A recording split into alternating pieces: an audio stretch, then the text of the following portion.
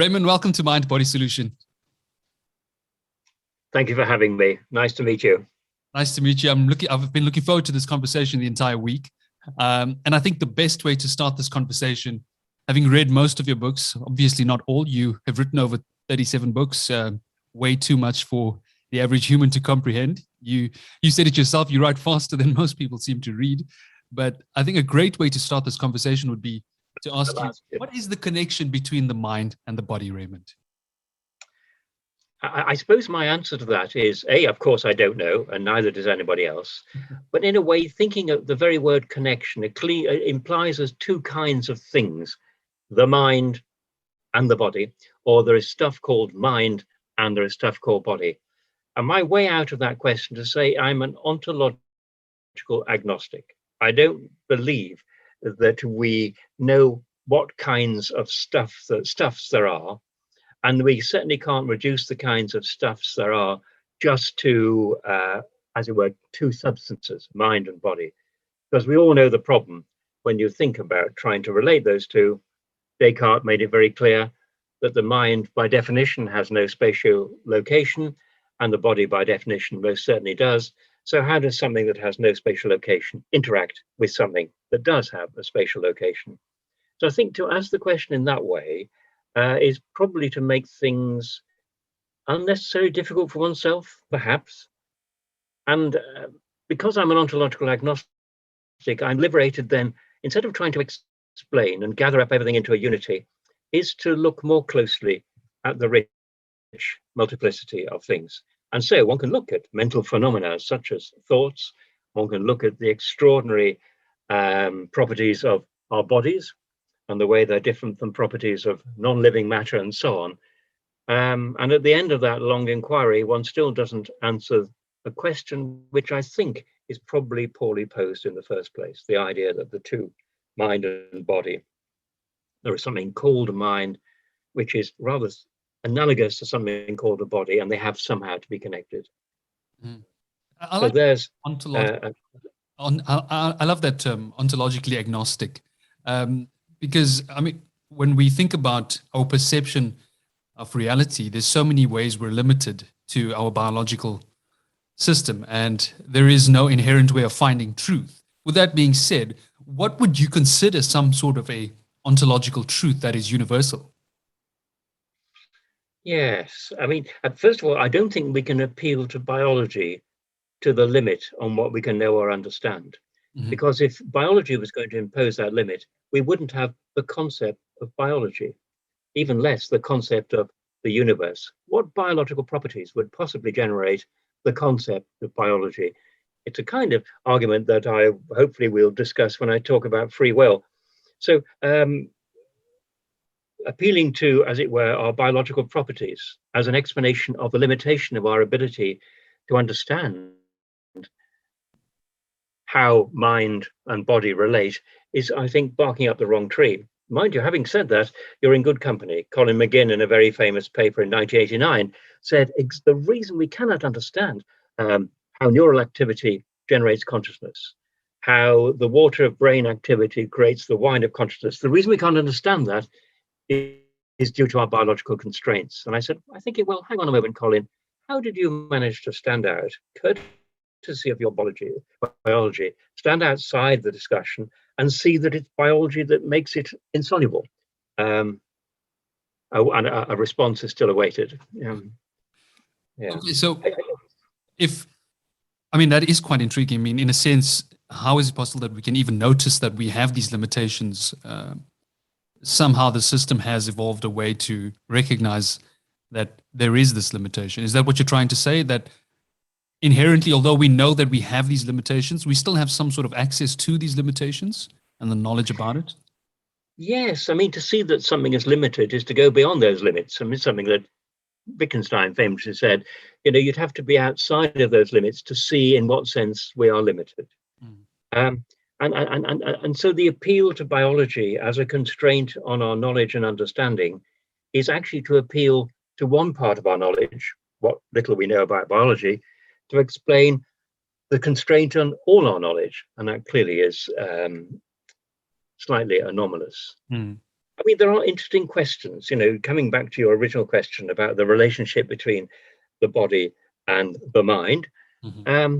There is, me as a neuroscientist in my earlier existence as a medic, I mean, there's clearly an interesting question about the relationship between neural activity and consciousness. I mean, probably one of the most well-trodden parts of philosophy at the moment. Mm-hmm. And there's something fundamentally different between neural activity and, say, for example, the feeling of yellow or the thought that something is enjoyable or whatever. All of those things don't seem to look like neural activity. One thing I'm pretty sure as a neuroscientist is that we need neural activity to have any kind of consciousness. So if you chop my head off, my IQ falls quite perceptibly. If you bash me on the head and will remove my brain, clearly end of Tallis's consciousness. So the brain and what the brain does is a necessary condition, that's for sure, of our conscious activity, but it isn't the whole story.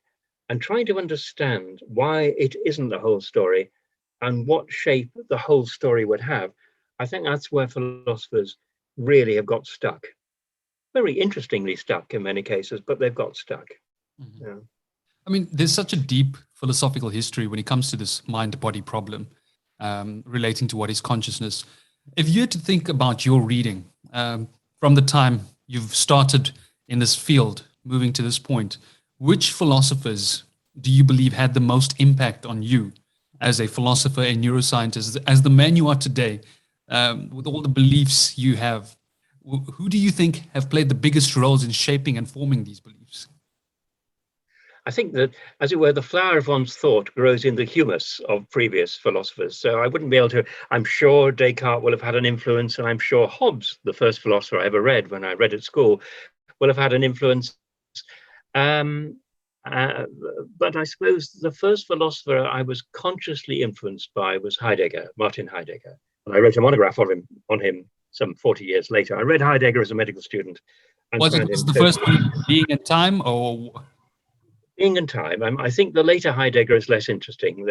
The Heidegger of Being and Time is very interesting. Mm. Of course, he dodged the mind-body problem. He said it isn't as if we have this kind of mind imprisoned in a body. Mm-hmm. We actually, our fundamental state is our state of being there, Dasein, which doesn't, as it were, separate the body from the mind. And I was very impressed by that.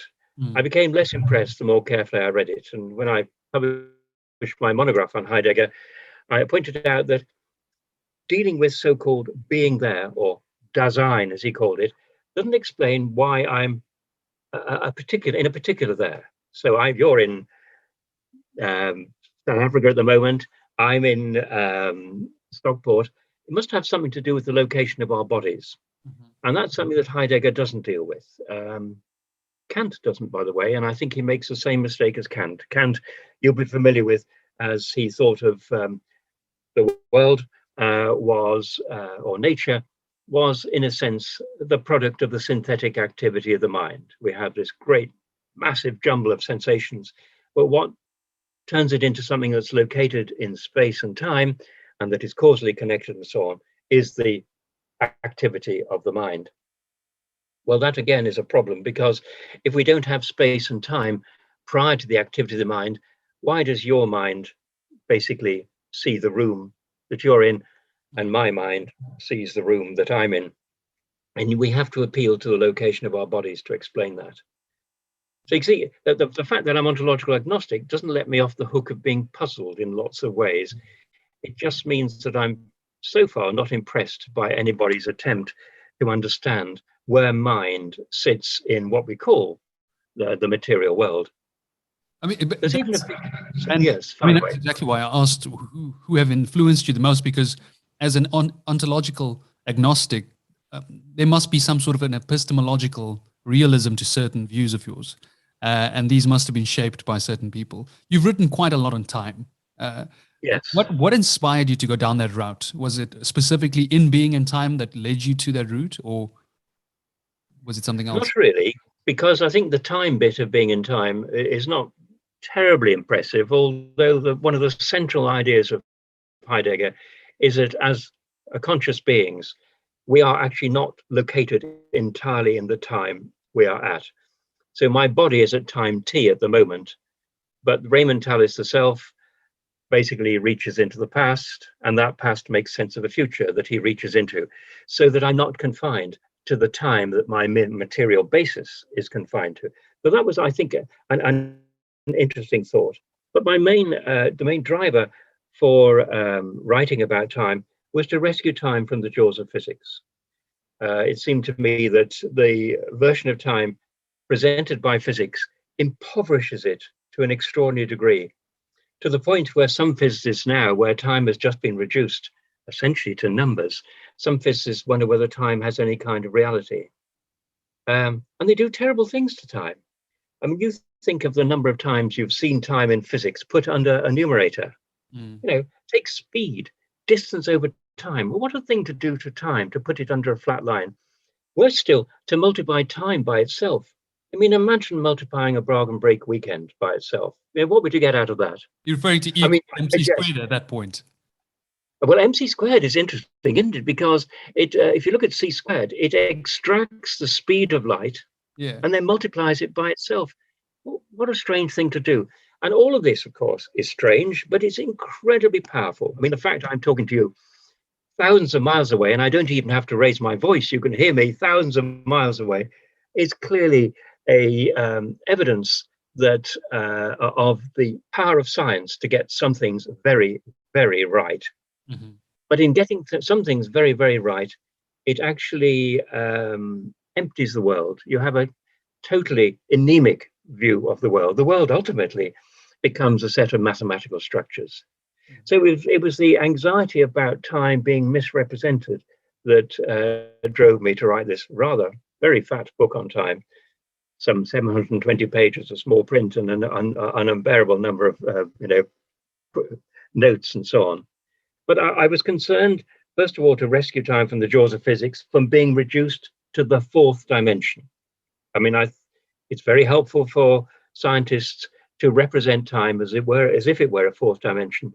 But in time is fundamentally different from space. So it isn't really one of the lads, as it were, you know, three of space and one of time. It's really fundamentally different. The other is that in human time, we have tense. Science can't deal with tense. And it's interesting that Einstein was very anxious about that. He said he felt really sorry that there was nothing at all in his special or general theory that gave any meaning to this concept of now, never mind ago or the future, all of these things that are central to human life. And it's interesting also that in a very famous interview, again towards the end of his life, he said, actually, there's nothing in my system that can cope with the very idea of a clock, or, by the way, a measuring rod. So there is major deficits in the scientific capture of science, scientific capture on time, draining out its richness, its complexity, and missing out very, very important dimensions of time. Most importantly, tensed time. So the concern there is the scientism towards viewing everything in the universe. I mean, this purely reductive approach and how it just completely annihilates all meaning, all values, the very essence of existence. I know that. Okay, wait. So how would you then define time? If you're as someone who's not particularly a physicist, but more in the neurosciences, etc., how does one then define time? I don't think you can. I don't think you can define it. It is an absolutely fundamental thing. There've been loads of ways of defining time, and also trying to identify where its so-called direction comes from, the so-called arrows of time. But Richard Feynman, I think, was a good joker. He once said that time is what stops everything happening at once. And he was obviously being slightly ironical, but that's the nearest you get to a definition of time. But of course, that definition itself builds in an idea of time at once, simultaneity. So there is no definition of time that doesn't basically rely on the very notion of time. Somebody once said, time is our perception of the sequence of events. Well, hang on. Sequence? Do you mean our perception of the temporal sequence of events? Another circular definition of time. So time is one of those fundamental things that cannot be reduced to anything else. And therefore, I can escape a duty to define it in terms of anything else. When you think of Richard Feynman's work and the way he approaches a lot of the physics and his approach to quantum physics, etc. I mean, he doesn't seem to have that purely reductive approach where he sort of eradicates all meaning. He seems to write with this poetic, beautiful nature. How do you think he's able to then consolidate both these views, this purely scientific one and this also the search for love, longing, meaning? I don't think he unites the two. I mean, it seems to me he's written some obviously very profound papers in quantum electrodynamics, which I'm afraid are way beyond my pay grade. But he also said something I think is absolutely true. He said that anyone who thinks they understand quantum mechanics does not understand quantum mechanics. And I think he felt that it was a very, very useful and brilliant tool. But I think he was quite uncertain as to what extent it was revealing reality as it is in itself. And he certainly didn't think that it filled the whole piece. It left nothing, no space over for the kind of things you just referred to: love, happiness, desire, and so on. Mm-hmm. Bit different from some physicists who've basically confused the world with the physical world and the physical world with the world of physicists. I was thinking of Steven Weinberg, for whom really, as far as he's concerned, the social world is explained by people, people are explained by biology, biology is explained by chemistry, and chemistry is explained by physics. And ultimately, the true account of how things are is to be found in physics. My own view, actually, is nature isn't a snob. It doesn't actually think there are certain scales of attention that are closer to the truth than others. Many physicists, and indeed many philosophers who are slightly in love with physics, many philosophers essentially think that there is our privileged scales in the universe, that the micro-physical scale is where the truth of what is to be found. And I don't think nature has a hierarchy of scales. Mm-hmm. Other philosophers have said that, and I have to say I agree with it. I think macroscopic objects such as herons are just as real as muons. In fact, confidentially, off the record, I think swans are more real than muons, and herons are more real than muons. But basically, it seems to me that we tend to privilege those aspects of science that are most general, but they become most general by losing particular content, mm-hmm. and that are most powerful. And of course, physics is the most powerful of all the sciences. Do you think don't get me wrong? Sorry, yes. Do you think they do this because, I mean, looking at us as just fermions and bosons is akin to what the universe was originally like when it was amidst the beginning of the Big Bang? Do you think that's why they have this desire to take it back to that point or to that scale? That's a really good question, because it would indicate then that entities like you and me have basically emerged rather late in the order of things, but as a final ordering and grouping of things that were there first. I don't know. It's interesting when you think about the notion of an evolution from the Big Bang, then on to planets, then on to life, then on to conscious life, and then on to you and me. That story is a pretty good scientific story. But actually, there's something very strange about thinking of the totality of things in the absence of some consciousness to gather it together. Mm-hmm. Thinking about a temporal sequence of events without actually some consciousness, backward gaze to gather it together.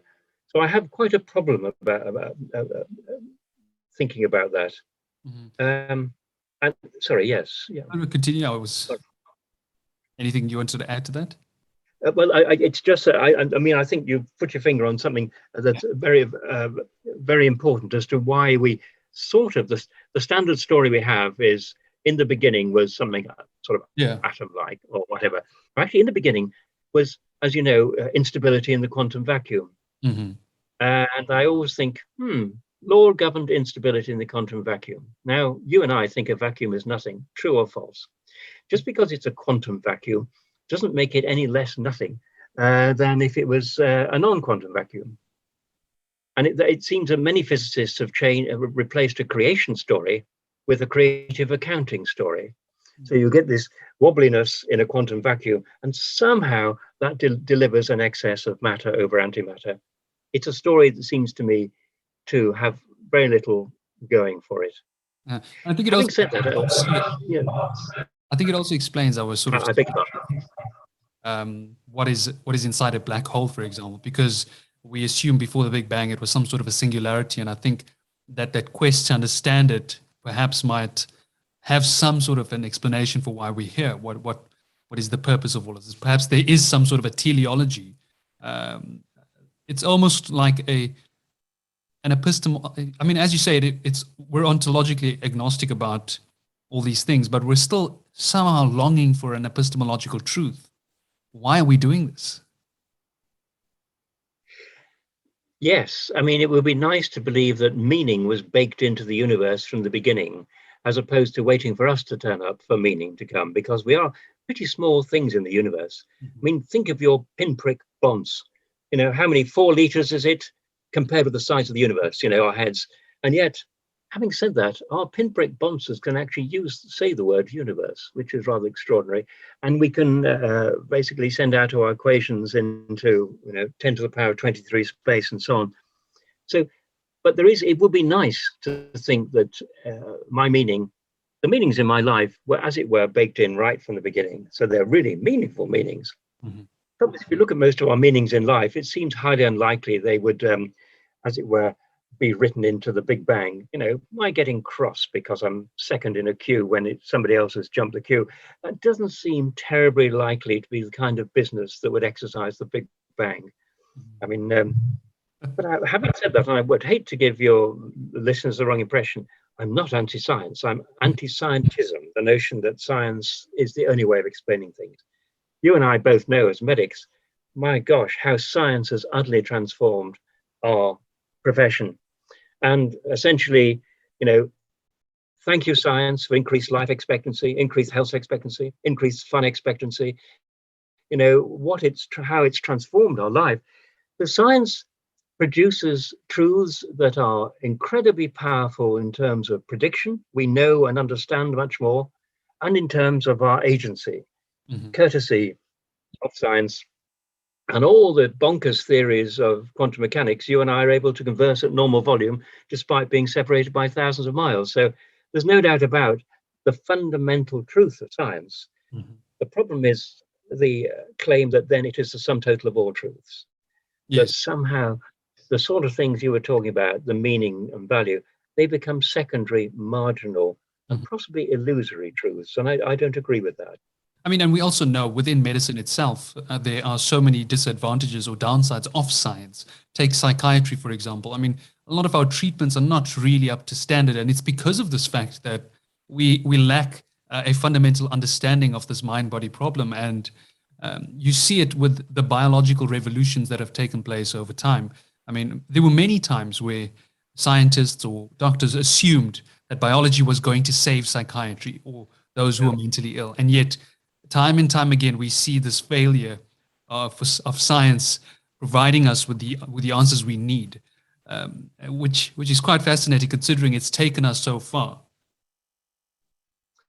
I think you're so right. And it just seems to me, with neuropsychiatry, you think, oh, at last, psychiatry's got its own organ. It's up there with cardiology and nephrology and so on. We've got our own giblet at last. So we're now respectful. Because it doesn't work out like that. I mean, clearly there are correlations between moods and distributions of neurotransmitters and so on and so forth, but it doesn't quite work out so clearly as that. I mean, you're far too young to remember this, but I think it was the early 90s when Prozac, for example, was going to solve all psychiatric problems. I've read. And, you remember that, do you? Perhaps you are going to say, I'm surprised you do, because it's 30 years ago, but it seriously was going to transform, because it was basically a drug that had a specific impact on particular receptor sites, and we could correlate depletion in receptor sites with mood, etc., etc. But people's moods are complicated things. They're not just, raising and lowering of a certain sort of tone of mind. They relate to a world. And you don't find worlds in brains. You find, neural activity. So you're right. We can, scientism is a threat to certainly some aspects of medicine. I mean, my own area of expertise, such as it was in strokes and epilepsy. But if I take epilepsy, of course, in my time, we had more and more drugs, and some of them were more efficacious. But I felt that dealing with a person who has epilepsy, it was a person who had epilepsy. So the dialogue was a little bit about damping down those seizures, but an awful lot about living with epilepsy and all the worry someone might have, and should they tell the boss they've got it, and when are they going to drive again, and all those worrying things, and how they trade off sleepiness from the drugs with suppressing the seizures. So suddenly realize there's a person who has epilepsy, and we can understand the seizures quite well. When somebody has a particular sign of seizure, it does seem to correlate with activity in a particular part of the brain, spontaneous activity. On the other hand, that's not the whole story. That's just the beginning of the story. What does Mrs. Smith think about these funny feelings? How is she going to talk to herself and to her husband or about it? So yes, the brain is a sort of ground floor, but we're not just the ground floor. I think that forms part of the basis of why I started this podcast. I mean, not only was it because I'm curious as to how we are these beings, these perceiving persons able to experience reality. I've always wanted to know how do we get to this point. But another thing was just to show how difficult, both theoretically and practically, the mind-body problem really is. And it's because of the time in mental health, and you see how flawed a lot of our thinking when we take even some of the aspects of the disease model and the way we look at it and apply it to psychiatric patients, how much we it's almost, we do more harm in that case. And there are various, there's arrays of evidence. If you look at the anti-psychiatry movement, if you look at a lot of the cultures that exist and the curiosities around this field, it exposes some sort of a lack of understanding between this connection. I know we just discussed that, even that word connection between the mind and body, but it exposes the fact that there is some sort of a problem here. We lack certain understandings. And that's why there's certain professors in psychiatry and philosophy like Bill Fulford, Giovanni Stangolini, Saz and Parnas, a lot of these psychiatrists now trying to take a more phenomenological view and approach to psychiatry. Professor Verdi van Staden, etc., they're using what's called person-centered medicine, taking a more pluralistic view and approach to this field. Do you think that is the better alternative to the current biopsychosocial approach?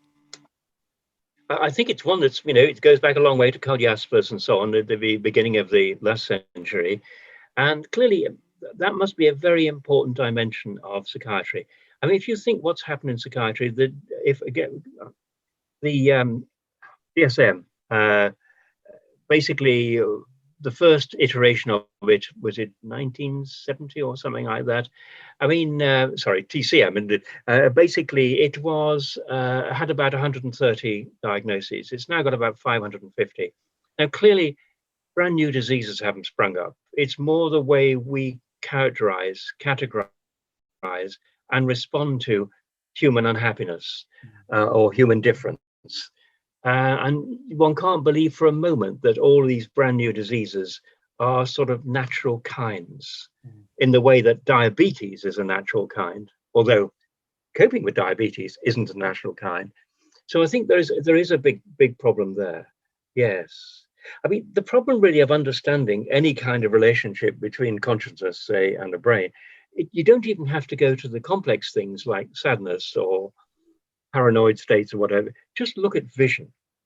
I mean, I can remember having a long discussion with my lovely tutor at Oxford back in the 1960s. And there was no doubt about it. Supposing I'm looking at a glass. The light bounces off the glass, enters my eye, tickles up my visual pathways, and something happens in my visual cortex, the back of my head. Standard story.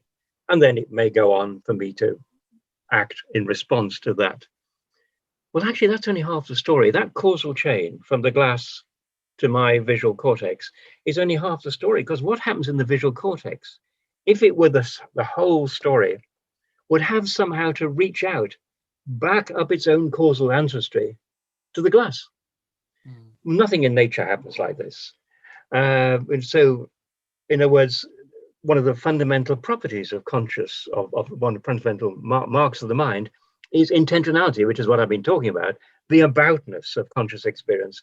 So when I look at the glass, my experience is about something outside of, other than myself. So already at this kind of basic level of perception, we have a difficulty of fitting consciousness into our normal understanding of the natural, physical, material world. So no wonder poor psychiatrists are having trouble in biologizing what happens this would be when people's lives are affected. Considered the third biological wave of psychiatry because of the influx of new neuroimaging, functional MRIs, etc. So the hope is that this is the final time that we will get it right. I just want to make it clear, I'm not anti-psychiatry. I think the strides we've made in psychiatry are phenomenal and excellent, but I do agree that there is clearly something we are missing. We're clearly not taking this person into account when we're approaching these patients, and it can improve quite a bit. But with that, you mentioned intentionality. Let's discuss that, because a lot of people tend to misunderstand this term because of its average use. When people think of intentions, they just think of absolutely. It's not. You're talking about the aboutness. Can you just briefly define and discuss? Certainly.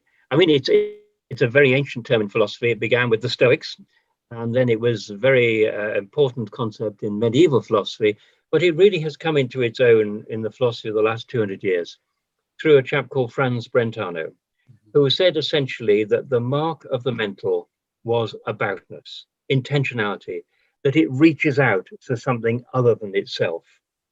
He too regretted the use of that word. He said, well, perhaps people are going to confuse it with intention.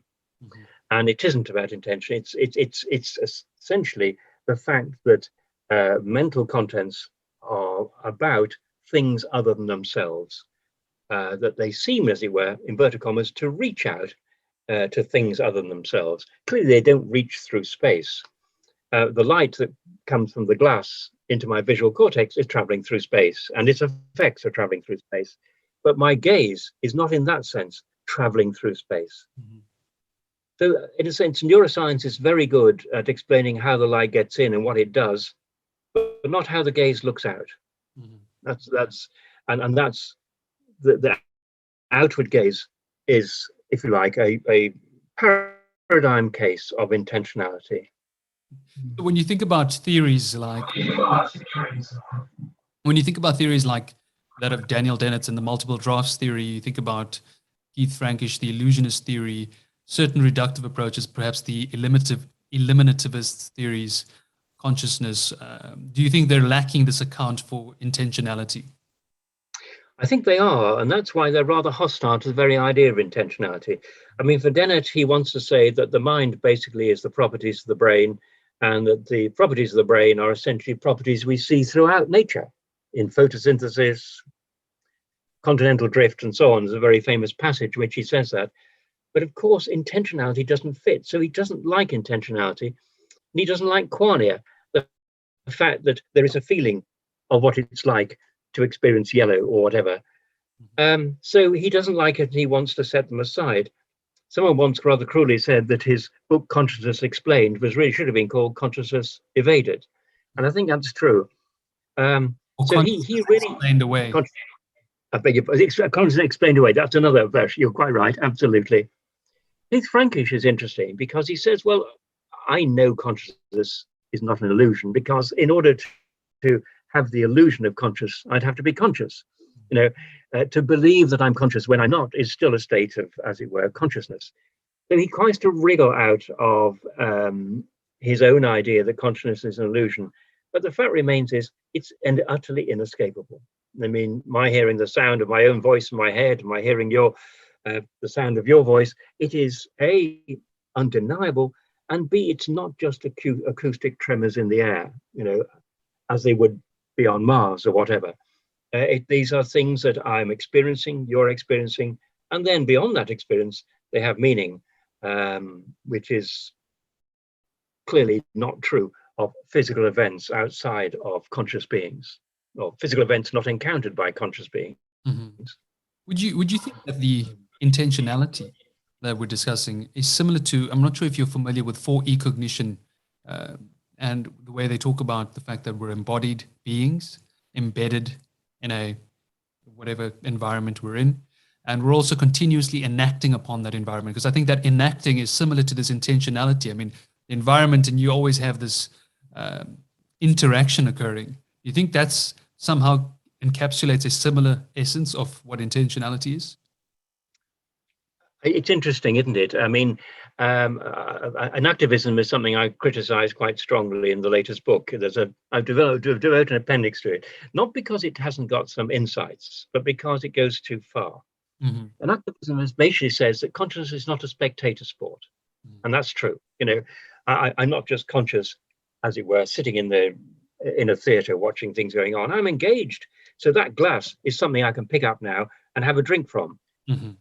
It's an affordance. It's something that says, you know, you can do something with me if you like. So the inactivists are very conscious that consciousness is connected with the possibility of action. I have no problem with that, as long as they don't make the connection too tight, because otherwise actions then become mere reactions. Mm-hmm. And even quite simple and sophisticated actions of you and I are not simple reactions. There is an interval, a gap between that to which I'm responding and the response. I mean, think of the sort of things you do every day. You decide, are you going to see Mrs. Jones? You better check out to see how she is. Well, you have to, perhaps you get in your car and you drive to the hospital and you walk down the ward, check with sister that she's still in, then go and see Mrs. Jones, introduce yourself, and then explain why you've been a bit concerned. Now, that succession of actions are as remote from a reaction as is imaginary, as you could imagine. So, although activists are quite right that we don't just waltz through the world as if it were a nice film that we're enjoying, we're not, as it were, tied into the world so tightly as they would like when they try and correct what they think is an error. Mm-hmm. I mean, one of their great heroes for some activists is Heidegger, who says that, you know, our natural state is what he calls absorbed coping. Well, yes and no. When I'm rushing to get something, clearly a lot of things that I'm doing, I'm not consciously doing. So when I'm running for a bus, I don't think right leg, left leg, mind that dog dirt, and so on and so forth. I actually just rush for the bus. Mm-hmm. But behind that rushing for the bus, all that automatic activity, that, as you were, embodied cognition, there is a purpose. Why am I rushing the bus? I'm rushing the bus to catch it, so I'm not late for the interview. So all of our actions still, even though there is a lot of automaticity in them, and you know they are provoked to some extent by our environment, they have a purpose which reaches beyond the present moment. I mean, nearly everything we do reaches beyond the present moment, doesn't it? Even if you're hurrying, so you're not going to be late to get home tonight because you've got to look after the babies and the wife will be furious and all that sort of stuff. I mean, how complicated that is.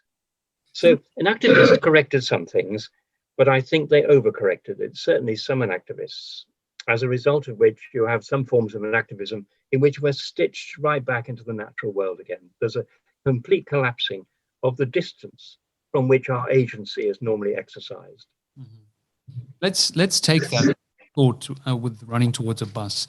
And have a little thought experiment. Let's say you as a physicist were able to you also have access to some of the most modern technology possible, where you're able to actually compute every single atom and element that goes into somehow creating the biology and thereafter the psychology and thereafter the physics of you running towards that bus. Do you think that is physically possible? Do you think that is something that can provide us with information of what you would do next in terms of a deterministic approach to existence? That's a lovely way of expressing the Laplace's demon idea, isn't it? Your listeners may not be entirely familiar with that, but this is really an example of Laplace's demon. Laplace said as follows, that if there were a demon who knew my initial conditions, what condition I'm in now, and the laws of nature that govern me either at a molecular level or organic level or whatever, that demon would be able to predict where I am next. There is only one future possibility. And my answer to that is, well, hang on a moment, where did that demon come from?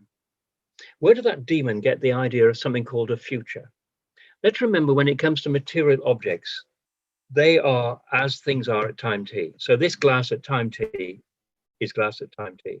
It has no future, it has no past. I might anticipate a future, I might recall its past, but itself. So basically, where does this demon come from? This demon has been imported into the material world in order to have the properties that I have that don't fit into the material world, namely the ability to add things up, to have the idea of laws of nature, and to imagine a future. None of those is possible for a material system understood through the lens of physics. Mm-hmm. And that's true, likewise, of the imaginary demon looking at all my molecular composition at any given time and seeing, this is the way his molecules are going. He thinks he's doing it, but it's just happening. So does that seem a reasonable answer? Take into account the significance of Benjamin Libet's work regarding the neural twitches that occur milliseconds before someone's actions. How do you reconcile this? How do you explain this away? Or what are your thoughts on this? Is it worthwhile? Should we remind ourselves just what he found? Yes. I think. And then I shall tear it apart down to its individual molecules, of course. So what Libet and much later John Dillon Haynes, using magnetic resonance imaging, did was to look at people making decisions. Let's go for Libet because the principles are the same, all the experiments, but he relied on electroencephalography. And what he did, he had subjects who were asked just to move their hand, very simple movement. And they could do it in their own time. So it wasn't prompted by anything else. It was a voluntary movement. And Libet observed various things. He observed when the hand moved. He also observed something called the readiness potential, the Bereitschaft potential, which essentially is activity in the frontal cortex, which says essentially it's supposed to be a preparedness to make a movement. So there appears to be a marker of preparedness in the brain to make a movement. Now, the cunning thing about Libet's experiment is he asked the subjects to time when they felt the intention or the urge to move. So he got them to look at a screen and they would note where the spot on the screen was when they decided to move. Mm-hmm. Okay.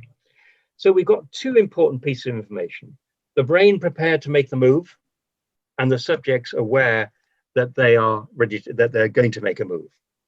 And the shocking thing for those who are gullible is that, wow, the brain prepares to make the movement about 1/3 of a second before the person's even aware of intending to make the move. So the brain is calling the shots. It's the brain who decided to make the move. Well, there are lots of methodological problems with that, and there's some serious philosophical problems. Quick one on the methodological problems. First of all, it's not very clear anymore what the so-called readiness potential is. And it may be spontaneous fluctuations that the subject will tend to surf or take advantage of when they're going to make a move. Secondly, the job that the subject is doing, which is timing their own urge to make the move by looking at the screen, is very, very complex indeed. So that's something else they're doing, which would be very difficult to dismiss, as it were, as unconscious brain activity. There are lots of other methodological problems, but there's a philosophical problem. Take Mrs. Smith. She's a subject for this study. What does Mrs. Smith do? She just moves her hand. Whoa, no, she doesn't. A week before, she actually saw there was an advert in the paper for Professor Libet, who wanted to do some studies on the human brain because it might one day help people with brain damage. She happens to know the little boy next door has brain damage, and she's a sort of altruistic person. She thinks, God, perhaps I'll help. So she then rings up the laboratory and says, look, I'd like to be a subject in this study. The night before, she sets the alarm to make sure she doesn't oversleep and very annoy Professor Libet by turning up late. She then sets off. She catches that bus she's been running for to take her to the hospital or wherever the experiment is. She arrives at the hospital, gets some instructions where to go, and then goes into the laboratory. She sits down and she listens to Professor Libet. She's sort of a bit worried about the white coats and all that machinery. Are they really going to give me electric shock or something? But in the end, she trusts these people and she understands the instructions. And so eventually she sits down and goes, woof, just moves her finger. So what's this lady done? Has she moved her finger? No, she's taken part in Professor Libet's experiment. And the field of intention that involves taking part in the Professor Libet's extension is absolutely boundless. And it's in that boundless field you would expect to find her, the action of her, the exercise of her free will. Just moving your hand is neither here nor there. Deciding to be really altruistic and help Professor Libet, now that's what I call free will. And you won't find that basically trailing in the wake of a readiness potential a third of a second later. It reminds me of the work done by Professor Robert Spolsky in his book Behave, where he talks about how whenever we make any sort of decision, we must always, human beings and human nature, we should always take into account what's happening seconds before the decision, hours before the decision, days before the decision, months, years, to the beginning of time. In essence, nothing happens in isolation. Everything is connected to some extent. And we've got to be careful that doesn't then lead you to feel there's a causal chain that leads backwards and backwards and backwards that we have no control over. It's more to think, say this conversation you and I are having, maybe 2 or 3 weeks ago, we decided to have this conversation. In other words, I had an explicit sense of the future tense. And the future tense doesn't exist in the material world. Don't trust me, ask Mr. Einstein, he'll tell you it doesn't. So that future tense, my desire to talk to you, because I was very interested in your email, all that draws on a lot of me. The past, an explicit past, not a past that's merely, as it were, an unconscious cause of an effect. So Robert Sapolsky is absolutely right that our actions make sense only in relation to something called ourselves. Fascinating. So overall, if you had to take your view on free will, what is your take on it? I beg your pardon. On if you had to summarize your view on free will, what? Free will, yes. Thank you. Yes. I believe we have it. I'm a compatibilist. I have absolutely no doubt that the flow of material events is in nature is it basically it is determined. Action and reaction are equal and opposite, like it or not. That's the end of the story. I also believe that there are connections between events which we can predict to a great precision, quantum mechanics and so on and so forth.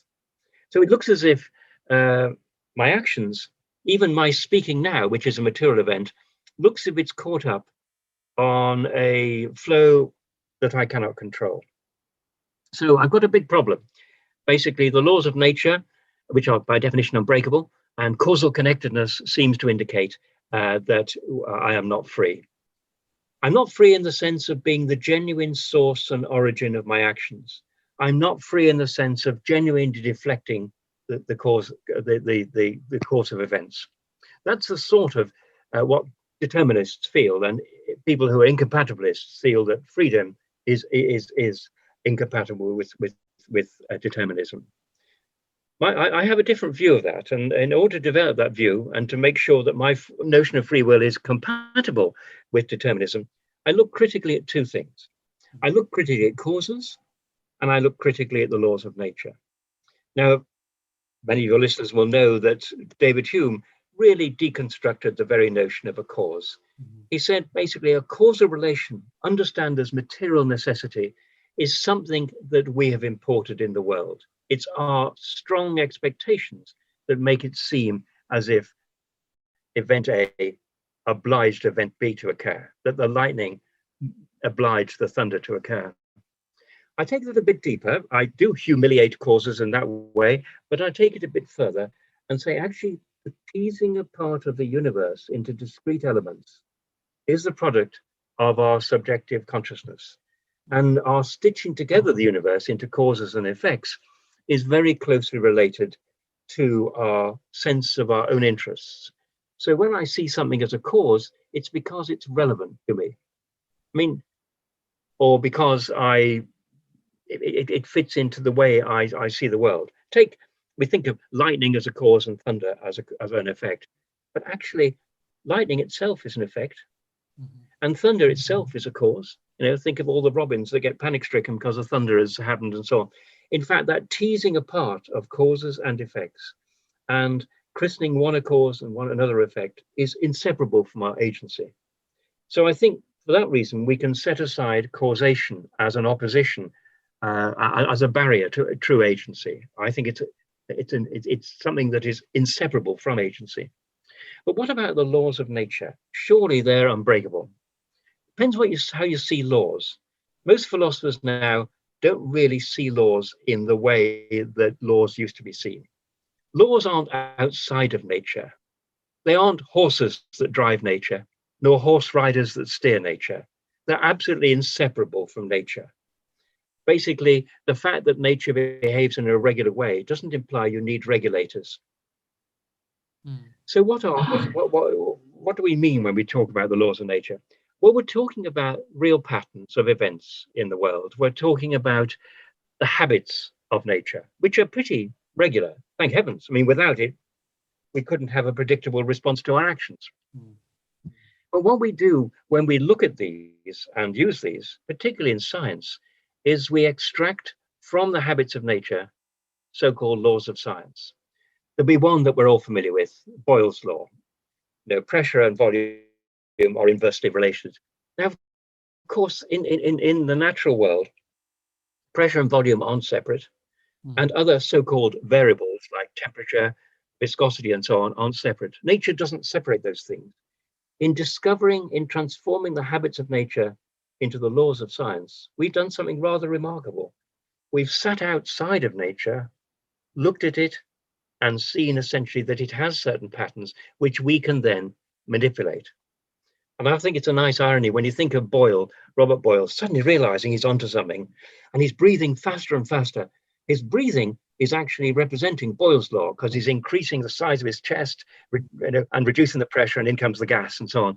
So even though he's caught up in nature and his excitement about discovering Boyle's law, he actually is standing outside of nature in reducing one of nature's habits to discrete laws which can then be exploited. And indeed, we do exploit. In the all sorts of ways we use natural laws. Think of all the complex laws that we exploit now, you and I having a conversation 1,000 miles away and so on. So the laws of nature really, probably a bit of a misnomer. There are laws of science, which are ways in which we represent the habits of nature. And arriving at those laws of science, and indeed exploiting them as we do, we stand outside of nature. So we needn't worry about laws, as it were, preventing free will. So there you go. That's my defense of free will. We also need to look at the peculiar nature of actions, but that's another story. Yeah.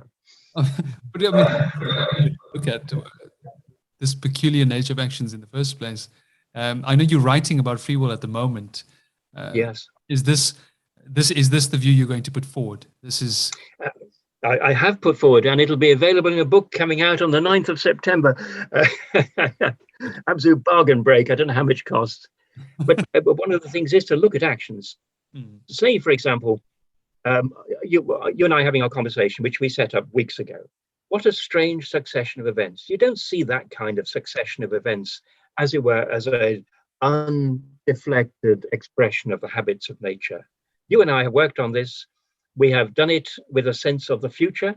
We've drawn a sense of past. You have got all the clever technology. You've thought about all the really good questions. All of that is not like a sequence of events, like a flow of water or all the other things we see in nature, even like something complex like a growing of a tree. The reason is because it's entirely bespoke what you and I are doing. It's utterly related to our own sense of who and what we are. Your ambition to think deeper about the relationship between mind and body, something goes very deep in you, but it's bespoke. You know, many of your colleagues would not be interested, and most people in the world aren't interested. You and I are interested, but it's not like, as it were, instinct-driven things or trope-driven things, which are universal. Whereas you've sewn together all the elements of the action with a sense of its purpose. You envisage a possibility which will be realized. By the way, there are no possibilities in nature, only actualities. Possibilities have to be envisaged by characters like you and me. Yeah. So let's say, because I mean, it's intriguing to know that even we're talking about time quite a bit as well. I mean, this temporal nature of reality, and it's intriguing to me how our perception of time tends to fluctuate depending on the experiences we're having. Can we touch on the fact that, let's say, someone's about to have a near-death experience, and the fact that time seems to extend during those periods, or whereas when someone's having fun, time seems to fly by. What do you think neurally correlates to this experience? I'm not too sure about what correlates neurally, but it's interesting to ask the question, well, what is the right sense of the duration of 2 hours? And the answer is there's nothing corresponding to what's on the clock which translates correctly into my experience. So in that sense, all our experience of whether time's passing slowly or fast or whatever, I mean, it's nothing intrinsic in time or in the succession of events that seems to uphold time. There's no correct way to experience 2 hours, no correct way to experience a second. Incidentally, just an opportunity, I mentioned the passage of time. You know, time doesn't pass, don't you? Yeah. I spoke to Nicholas Humphrey the other day, and he was talking about how psychedelics can have this almost thickening of time. You can have this experience of a thickening of time. What are your views on that, and how psychedelics tend to completely shift our perception of reality? I don't really have any informed views, and I suspect there might be some good data, which I don't have. But it's interesting when you think about you're thinking about a psychedelic experience, you're reflecting back on that experience. So it's not the experience of how slow time is passing now or then, but your recollection of how slowly time was passing. Okay. But just to sort of pick up on the very notion of time passing, that's nonsense, of course, because if time passed, you'd have to say, what does it pass in? And how quickly does it pass? Now, some philosophers say time does pass. Tim Maudlin says it passes at 1 second per second. And you can see a problem already. To have the same parameter on the numerator and the denominator shows you're dealing with something rather difficult. The reason we think time, sorry, yes. Do you think these experiences we're having as human beings are fundamentally different from those that other creatures are experiencing? I think they are, but of course I can't check because without having been a chimp, I can't be absolutely sure to make the comparison between chimp and me. But there are lots of reasons for thinking that animal consciousness is absolutely fundamentally different from ours. Probably the biggest difference at the level of consciousness is the extent to which we humans join our intentionality. If you go back to a baby, you know, within 9 or 10 months, it's pointing at everything. And this is not the kind of pointing you occasionally see in primates in captivity, which is imperative pointing, which is a way of grasping. It's actually declarative pointing, saying, look, look, look. And that already indicates the sense of a common world, as well as a desire to share the consciousness of what experiences one having with another. And as also awareness that another may be able to experience, as it were, what you're experiencing if you point out to it. Pointing is very complicated. I wrote a book on pointing. It is extraordinarily complicated. It seems like a simple gesture, but that's a marker of the extent to which we have conjoined intentionality. Of course, language is the big driver for conjoined intentionality. You know, the human world is woven out of a trillion cognitive handshakes. You know, we're cognitively handshaking all the time. And I think it's that world that we live in that is the difference between our world and that of, say, a chimpanzee. I think Heidegger grasped it quite well when he talked about animals being world poor. I mean, your world is incredibly complex. You know, it'll contain geography and your own history and history and technology and your appointment diary and so on and so forth, sense of duty, customs, pastimes, a landscape of technologies. None of those is available, it seems, in animal life. Even Jane Goodall, she said that she felt that animals, even her beloved gorillas, perhaps, she felt they were isolated from each other. They weren't quite monads, but they were isolated. So the fundamental difference between ourselves and even our nearest primate kin is this rich, shared, inherited world. So my life has been influenced by what Kepler discovered in, the beginning of the scientific revolution, by Heinrich Hertz discovering of radio waves, etc., etc. So I have a much wider and deeper shared consciousness in a world that's a landscape of technologies, which is quite unlike the world of other beasts. A cow at time T1 is at time T1. Do you think that certain species, extinct species, for example, Homo neanderthal, do you think they perhaps had some sort of a similar version of these cognitive handshakes occurring, considering the sheer complexity of the individual as well as the fact that they're so similar to us in so many ways? I guess so, because trilogy I wrote, giving a big just so story about how we got to be so different. We start forking off about 5 million years ago. We assumed the upright position. The hand was liberated to be an explorer of space rather than a locomotive prop. Basically, the whole behavior of our fingers and thumbs was totally different, and our vision became the dominant sense, this distant sense. And that started something which took a long time to get going. Perhaps 2 million years ago, we had the pebble chopper. 400,000 years ago, we had the hand axe. And then things speeded up a little bit until, the difference between the technology of today and the technology of 500 years ago is enormous. But it seems to me that this is a very long story, and it certainly precedes even language. Now, if you think of and we don't know how far back language goes, possibly 40,000, 200,000 years, nobody knows. But really, by the time we've reached 300,000 years ago, the hominids, which would include Neanderthals, are very different from other primates. So I would expect the Neanderthals are much closer to us, or were, than to chimpanzees. I mean, they're really recent. Yeah. Which do you think would be more important? Do you think it's this visual aspect of our attention that really does separate us, or is it this communication level that we have, this linguistic capacity to communicate to each other in a way so fundamentally different from other species?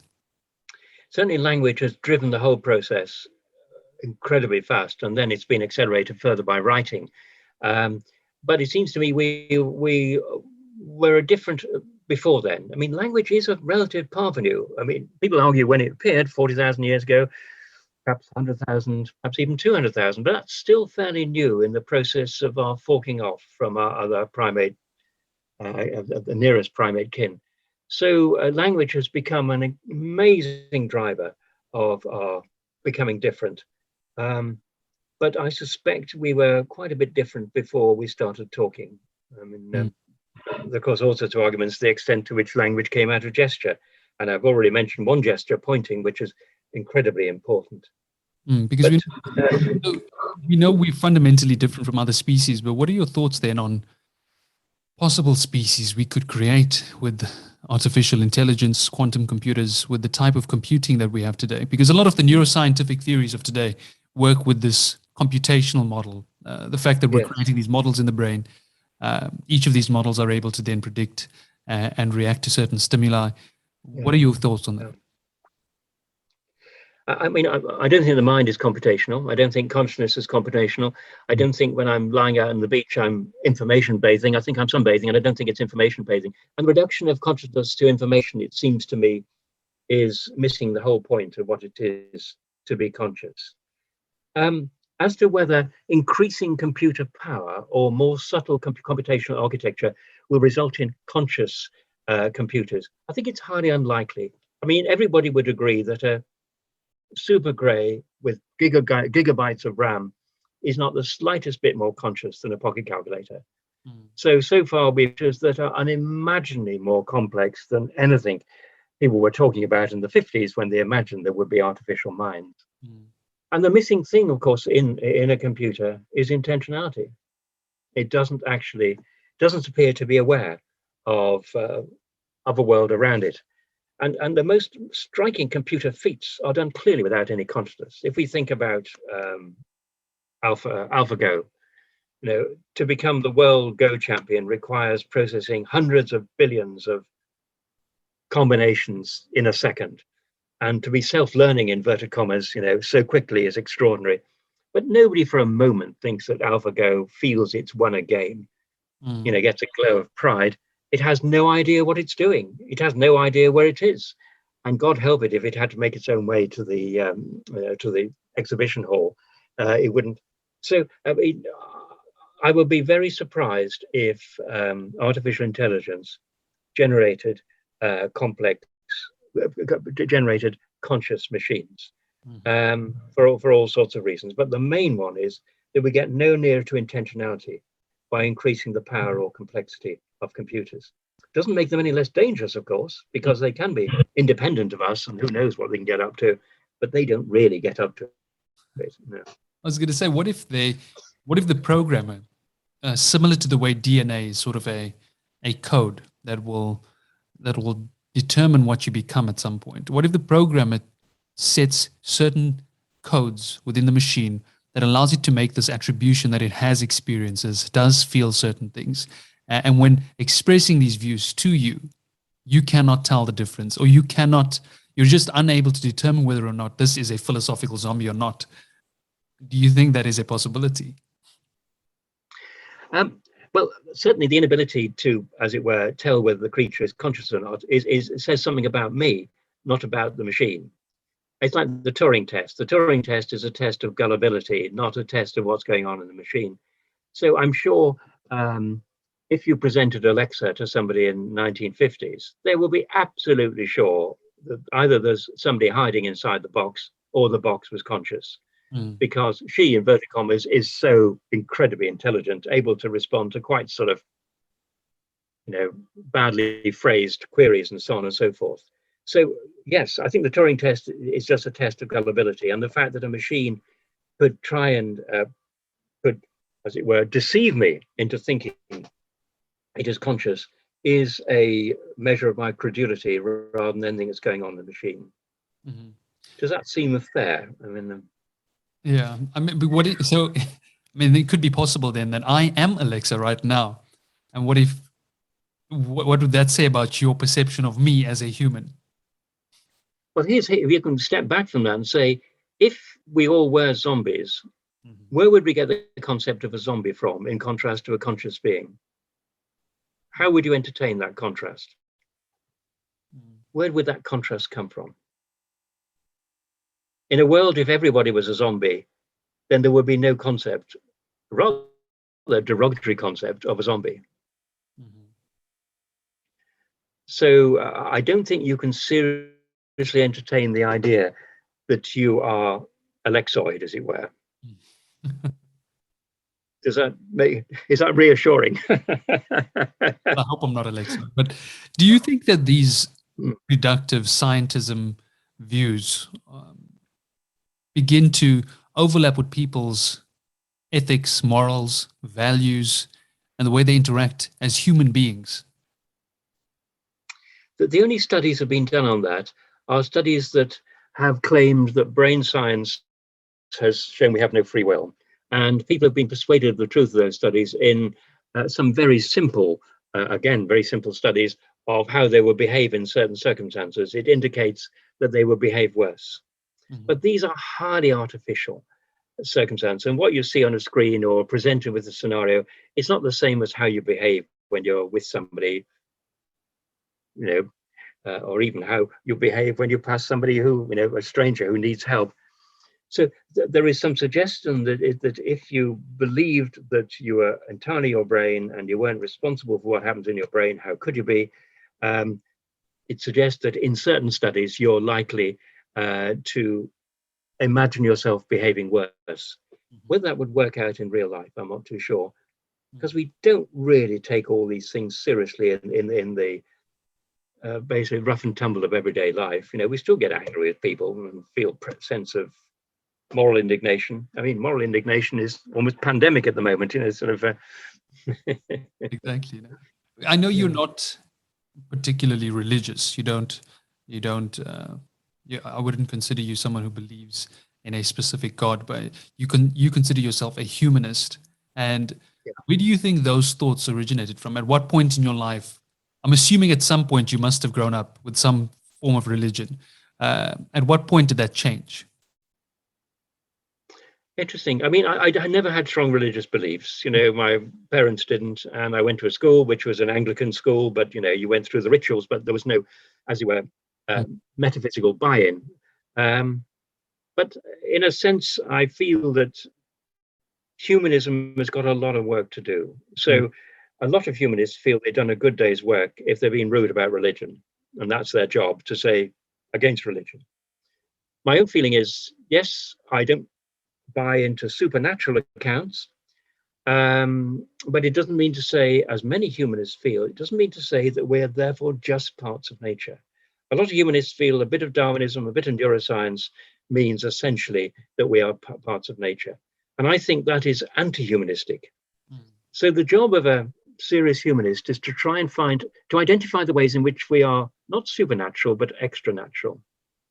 Having said that, I'm part of a really interesting and moving group of people who have religious beliefs and people who don't have religious beliefs, but basically looking at problems we have in common. I mean, the one problem everybody has in common is we all die. Life ends tragically. So basically, whatever you feel about particular religions or whatever you feel about the role they may have had in history, the fact remains is we're all basically facing the same serious metaphysical challenges. How should I make my life have a coherent meaning that's not big enough to cancel death, but at least does justice to the fact that my life will end in tragedy? When I say tragedy, I mean, maybe a lot of people are sick of Raymond Tallis, but I can't get enough of him, basically. So I would see it as a tragedy that I perish. So a decent humanist should at least acknowledge that people who have religious beliefs are responding to the same deep challenges of what it is to be a human being. And what basis can we have for a society that basically where people don't beat each other up and treat each other badly? Do you think the humanist view will do more for us? I mean, if you take Steven Pinker's Enlightenment now, he talks about how humanism should be adopted by most of us today. Do you see that as the way moving forward for everyone? As long as it's not a naturalistic humanism that sees us basically as parts of nature, I think Stephen is a little bit on the naturalistic side. He's obviously a brain scientist and sees a lot of things in terms of brain science. I think the job of humanist is to look at the world we have and the incredible complexity of the human world. I mean, and the impossibility of coming anywhere near to accounting for something as simple as deciding to catch a bus and go and see one's mother or whatever. All the background that goes into that. So never mind when we start talking about higher order activities like art, science, philosophy, and so on. So I think it's very important that we can think of a humanism that isn't captured by naturalism, that doesn't think that in the end we are just beasts like any other. We are certainly beasts to some extent. If you look at the things we have in common with biological organisms, most of our medicine that you and I do has been drawn on studies being done on animals. We were carried in our mother's womb and all the other things like lots of mammals, etc. But we are very, very different. And that's a deep and an interesting mystery. Now, one response to that mystery is, well, of course, we were handcrafted separately by God to worship him. That doesn't work for me, for whatever reason. But clearly it is a serious challenge. But there's a lovely quote from St. Augustine. It says basically that we're all born between urine and feces, trying to sort of bring human beings down. We come out between urine and feces. And I point out, yes, but there's only one species, A, knows that. And by the way, like St. Augustine puts it in Latin. How many species have got the Latin, So we are explicit animals. We put things in inverted commas. We are part of nature that says nature. We're little pinprick bonzes that talk about the universe that's 400 million billion times our size. So there's something very strange about us, very profound, very complex.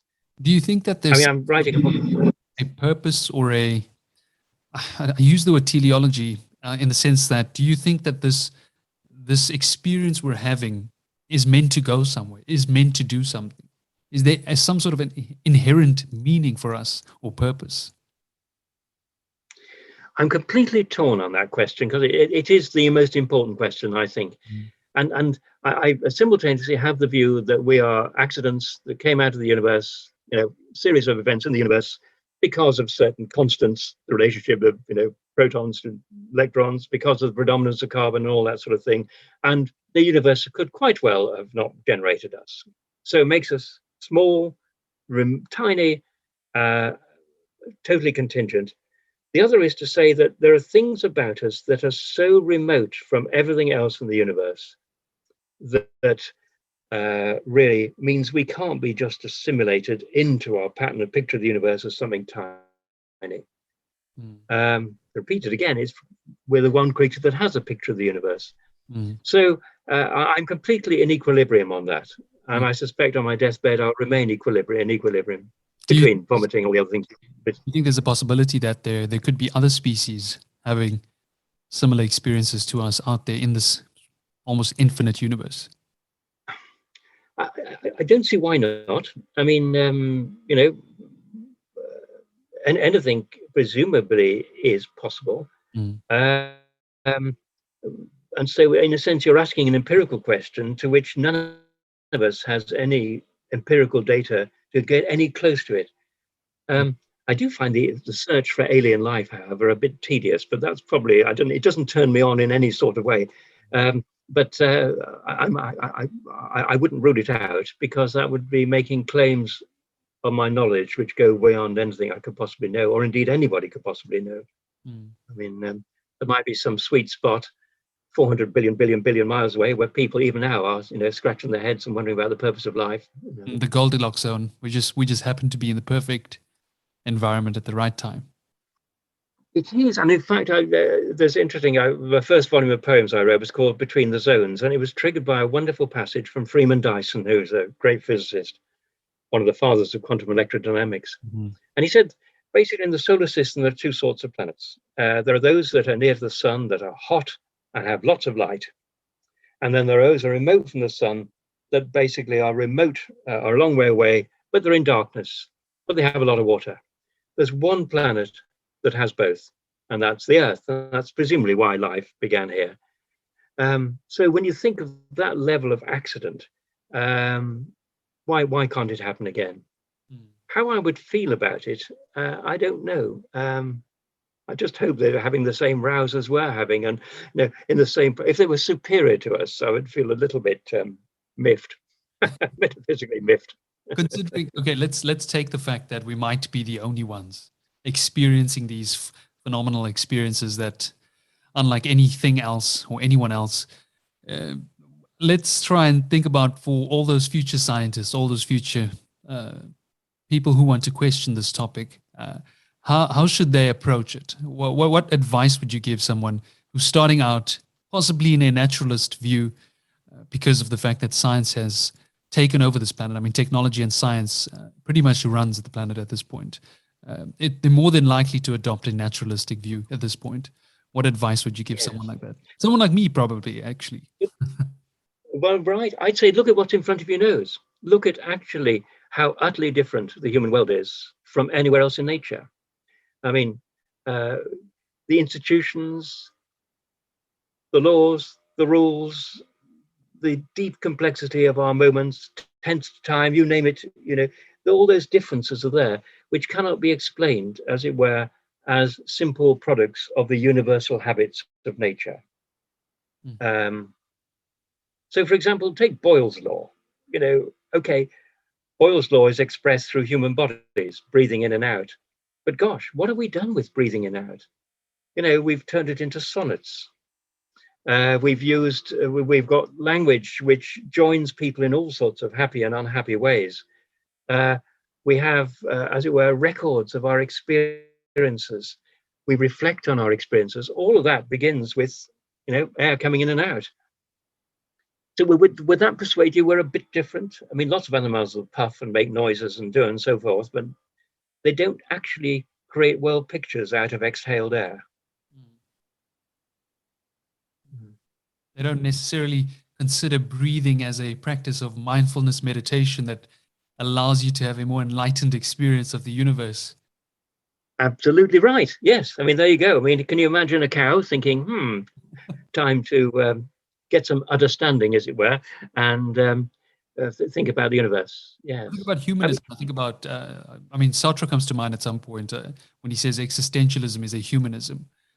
Yes. What are your views on that? On essence precedes existence or existence precedes essence? Do you have a specific view on that? Well, I mean, his idea was, in a sense, to escape from naturalism and to reclaim free will. Now, as far as Sartre was concerned, in the early Sartre, free will was boundless. That distance we had from being, the so-called nothingness, was, as it were, if you like, there was no possible limit to free will. So we shape ourselves. Through existing, we create our essence retrospectively. He changed his mind, and he felt slightly embarrassed about this extreme notion of boundless free will. He reckoned, of course, we were conditioned by our circumstances. And when he became a Marxist, he felt that conditioning was much more profound. And so the later Sartre sees us as being conditioned in many ways. We still have an important margin of free will. So he ceased to be a humanist, existential humanist, and he became a kind of historicist, slightly anti-humanist, because he seemed to narrow the margin of our freedom and make us very much, as it were, victims of our class location, the victims of history and so on. Still believed in freedom, but a much greatly reduced freedom. But I think existentialism is a humanism, that famous short essay. And when I mentioned Heidegger as one of the early philosophers, Sartre was another one, actually very important. Being in Nothingness was one of my favorite readings as a medical student. And, I was actually about to reading it on. If you had to recommend 5 authors or 5 people for young philosophers or young doctors, anyone to read in their lifetime, who would those be and why? Well, the problem is the best ones are the most difficult. I mean, when it comes to looking at the whole scope, you can't beat Bertrand Russell's History of Philosophy. So to get some idea where all these characters have been, it's flawed in many ways. I mean, what he has to say about Nietzsche is toe-curlingly insufficient and so on. Well, where would I go next? I mean, the ones that hooked me were Being and Nothingness and Being and Time. Hume, of course, Treatise on Human Nature, beautifully written, and that's not hard going. What else? I guess Descartes' Meditations. It's a pretty ordinary list, but I mean, they are pretty good. I mean, Descartes' Meditations are absolutely fantastic. I mean, those and comprehensible. Those 4 already mentioned pretty much formed the way we perceive reality at this point. I mean, they have such a huge impact on us. So, yes, although it sounds mundane to mention these names, they're actually the ones that we should be mentioning whenever we discuss these topics. Absolutely. And there's one other philosopher who has the virtue of being able, you can read his entire works in a quarter of an hour, and that's Parmenides. I wrote a fat monograph on Parmenides, but actually to read his complete works will take you a quarter of an hour.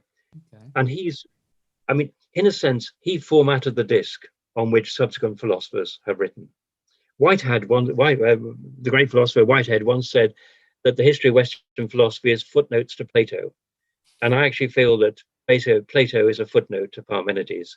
I've stolen that from Elizabeth Anscombe, who also cheekily described Plato as Parmenides' footnote. But I think he's worth struggling with and thinking, because his ideas are absolutely bonkers, but they are rigidly arrived at. And through that madness, I mean, it was Aristotle who described the ideas of mad, he does illuminate something about the strange relationship between thought and reality. And you get all that in a quarter of an hour's reading. And in fact, you don't have to read half the quarter of an hour, because a lot of it's got a bit of about the goddess and the chariot and a few other things which can be set aside. So he'd be my number 5. So there we are: Parmenides, Descartes, Hume, of course, and then Heidegger and Sartre. If I had to have a bonus ball, it's certainly worth reading and struggling with Critique of Pure Reason. Kant, in many ways, is the Bach of Western philosophy. He summarized everything that went before him, and he influenced everything that followed him. So, alas, he's a struggle, but he's a necessary struggle. Oh, for sure. And anyone today, if you had to give a list for people currently alive, except for yourself, of course, we'll put you into that list. Who else? There's nobody who's a giant, I think, at the moment, but perhaps that's because Sorry, who did you hills tend to ride us.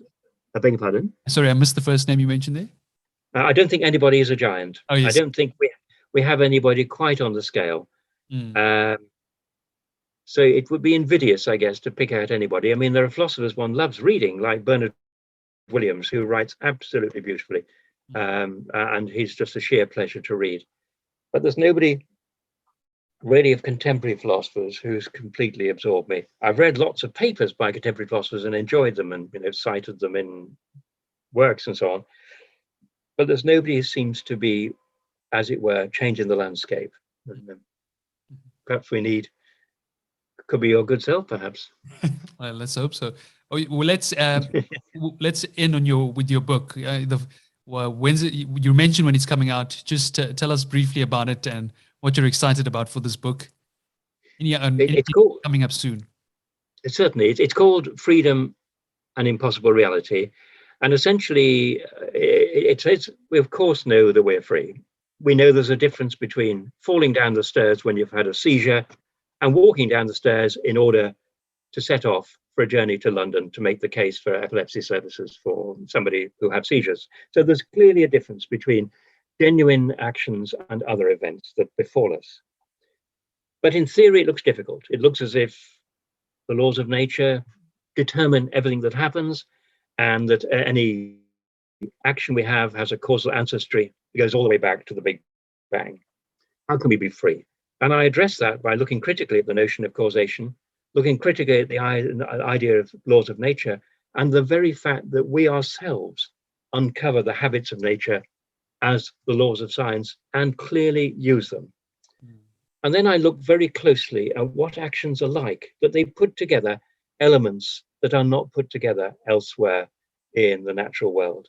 The way the successive things I do when I'm going down to London to make the Cape for epilepsy services, for whatever, those sequence of events is entirely related to an envisaged possibility, a bespoke possibility that fits into my life, my ambitions, and so on and so forth. And then I look critically at the very idea of an agent. What is an agent? Is it a human body? No, it's an embodied subject. And if we look at what an embodied subject is, it's rather extraordinary. We as embodied subjects basically are temporally transparent. We draw on our past, we reach to our future, and so on. And so I look at the nature of an agent and then end up by pointing out some of the limitations of freedom, being a bit critical of the early Sartre and so on. Okay. So I hope it's a persuasive case for the reality of freedom, but also reminds people that some are more free than others. And freedom is luck to some extent. The very fact that I exist isn't something I chose. Yeah. Exactly, that's true. Well, Raymond, thanks so much for this conversation. I mean, really enlightening, really, a lot of your work is very inspirational, very easy to read. Sometimes, I'm sure a lot of people probably struggle with a few concepts here and there, but overall, I've enjoyed your work very much. And thank you. It was a pleasure to have you on this podcast. I have to say, I've really enjoyed this conversation. Thank you so much. Give me an opportunity to let off so much steam, but thank you very much indeed. Even more at this point to just vent a few thoughts you've been thinking about for quite some time and you haven't had a chance to express. What would those be? Gosh, it's interesting. I feel always So, it was Borges who once said that art is the imminence of a revelation that never quite comes. And I feel that about philosophy. So somewhere in the hinterland, there is a revelation. Also, there is a tension between philosophy that tries to gather things together. And I've written non-philosophical books that try and do justice to the complexity and richness of the world. My present book, called Prague 22, which is a book of tenuous connections, is based on a journey from our flat in Prague to the castle on the 22 tram. And each of those essays deals with some aspect of the city of Prague and the interaction of a mind with a city and the sheer complexity of the very idea of a city and indeed of human life. And that's a thought that I felt I never do justice to, that somehow beyond philosophy, there's a list of unconnected, incredibly rich things that I'm sort of looking past or through in order to write philosophy. What do you think most people misinterpret about you? I think some people think I'm a dualist. Mm-hmm. Some people think I've got a hidden agenda. And I guess I think that's mostly, also some people think I'm anti-science, which would be rubbish, you know, my life has been in science, and my professional life. So they're the main misinterpretations. I'm sure there are others, like that my books sell a lot.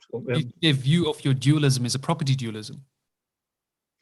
I wouldn't even do with property dualism, because I can't understand the notion of something that has a mental backside and a physical front side. Mm. You know, they can't be like recto and verso. They don't seem to fit together in that sort of way. So and some people say, well, it's two aspects of the same thing. And you say, well, hang on a moment. Where do aspects come from? They're mental concepts, you know, the idea of aspects. Mm. So I'm not even a property dualist, I'm afraid. No. There was actually one I asked you about, and I completely forgot. But with regards to quantum physics, when we were discussing it earlier, what are your thoughts on a lot of the theories that relate quantum physics to consciousness and sort of give rise to a sort of quantum consciousness? Yes. I mean, there's two ways in which they're joined. One is the acknowledgement that for quantum physics, measurement appears, as it were, necessary to give things definite properties. So it looks like consciousness is bustling there amongst the atoms. I think that's the wrong interpretation. And the other is the notion that there are certain quantum properties that the brain has, that neurons have quantum coherence, for example, that enables it, as it were, to bring all the events that are happening in it together in a unity. And I just don't think that works. I don't think you can scale up from what happens at the quantum level to what happens at the macroscopic level. And in fact, quantum coherence is often very transient, not enough even to sustain the attention span of a teenager. So, I mean, generally, I don't feel quantum mechanics has anything to tell us about the relationship between mind and brain, or indeed about the peculiar nature of the brain. And if you take some of the current neuroscientific theories like integrated information theory and panpsychism, what are your views on that? Integration information theory, it basically uses the word information. I want to say, well, information is a higher level of consciousness. You know, you and I are exchanging information, but below that level, there are things like itches and, you know, just seeings and so on and so forth. And to as it were, think of consciousness as being built out of information is about like thinking of a house being built out of the top story. It's sort of, it doesn't work. And the idea of the integration, it basically gives itself free what we have to actually explain. Mm. Panpsychism, I admire very much some of the writers on panpsychism, like Philip Goff. Mm-hmm. But the argument behind panpsychism goes as follows. It says that basically, science doesn't tell us the intrinsic nature of things. It tells us how things interact. Aha, but there's one thing whose intrinsic nature we do know. It's our own brains, because we are our brains. And that one item whose intrinsic nature we do know, one thing we know about it, it's conscious. So we may therefore conclude that the intrinsic nature of things is to be conscious. So consciousness is not just confined to characters like you and me, it's everywhere. It's one of those universal properties. And then you get into awkward positions thinking about the consciousness of electrons and how the scattered consciousness throughout small particles, etc., adds up to the kind of consciousness that you and I have. And I just feel that both the argument for it and the problems it generates don't give it much, don't recommend it to me.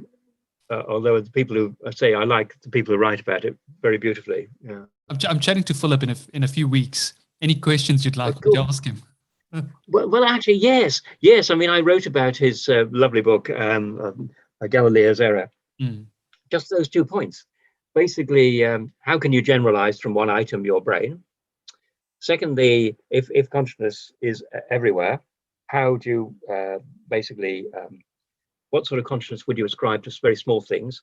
And thirdly, how did, in very big things like you and me, how does that consciousness get together into a full-blown mind? Yes, and I'll definitely pitch that. I'll pitch it to him and see what he says. For Philip often says that for him, the two most convincing views are either panpsychism, and if he had not taken that approach, his next approach would be illusionism. What are your thoughts on those two completely opposing views and their relationship? Because for someone to have such opposing views, but yet still say that is the next best logical approach, well, what's your thoughts on that?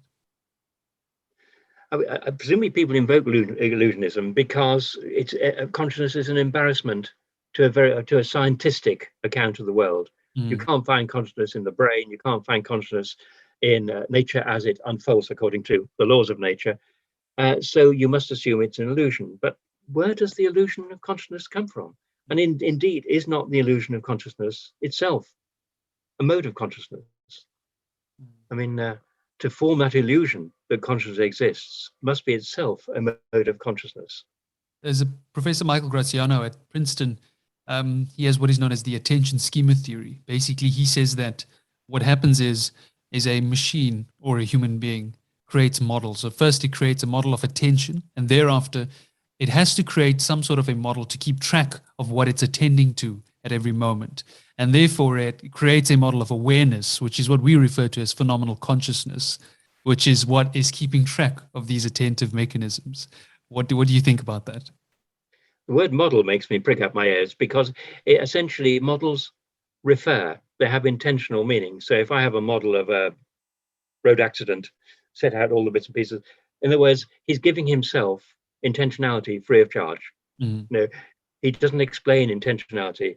Does everything model everything else? Do pebbles model the world around them? There must be something that distinguishes modeling from just the otherwise ordinarily unfolding processes in the world. It's like representation. That's another word that makes me reach for my gun. Representation presupposes presentation. So when you've got presentation, then you can have representations like pictures and mirror images and so on. So I immediately stub my toe on the word model. If so, the podcast, as I said, is called Mind Body Solution. If we had to end this podcast, what would be your final words that will take us one step closer to the mind body solution? I think avoiding premature and erroneous solutions that are based on scientism. I think that's probably so. Basically, I think it was Locke who once said that his job was to be the humble undergardener, sweeping away the rubbish that lies on the path to truth. So all my job is to sweep away the rubbish on the path to truth. And Locke says he left it to the incomparable Mr. Newton to discover the truth. Well, I ain't going incomparable Mr. Newton, but if I could stop Mr. Newton tripping over on the path to truth, then I feel my work and life will not have been in vain. Well, I think that's an absolutely great way to end. Thank you, Raymond, so much for your time. I really appreciate it. I hope you enjoyed this podcast. I very much did, and thank you very much for a wonderful conversation. Thank you. Thanks, Raymond.